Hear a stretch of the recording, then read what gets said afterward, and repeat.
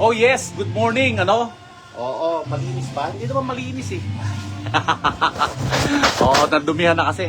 Okay, ang gagawin natin ngayon ay gagawin kong S4S. S4S, gagawin kong S4S ang aking gagawing haligi para sa ating stove table. Ano? Kasi rough itong mga ginamit ko. Kumbaga sa ano, isosurplus ko lang. Oo. Gagamitin ko lang yung mga kung ano yung available material sa akin na pwede naman talaga di ba? Konting trabaho nga lang, ano? So, yan yon. Gagawin ko siyang S4S at ito ang aking gamit, yung aking belt sander.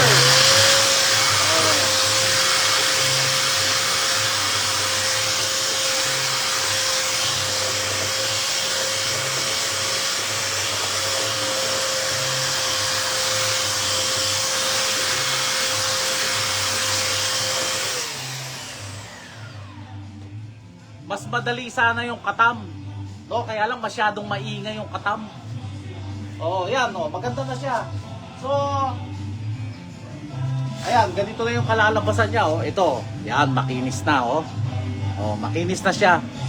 So, formerly oo. Yan. Ganito siya kanina. Oo, ito. Ito yung mga pinagputulan ko yan. So, very rough. No? Rough na rough talaga siya. So ngayon,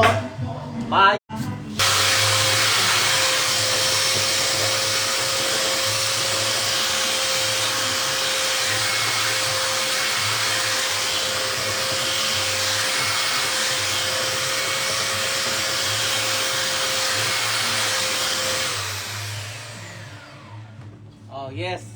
Yan lang, para maging S4S, pakikinisin lang natin. Oh.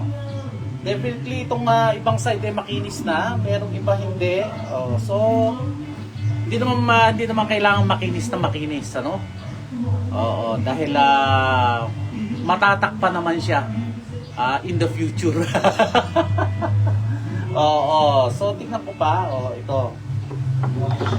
So alam niyo itong ginawa ko na to na in-improvise ko rin itong mga gamit ko rito pang-ipit. Pagka magkakatang ito.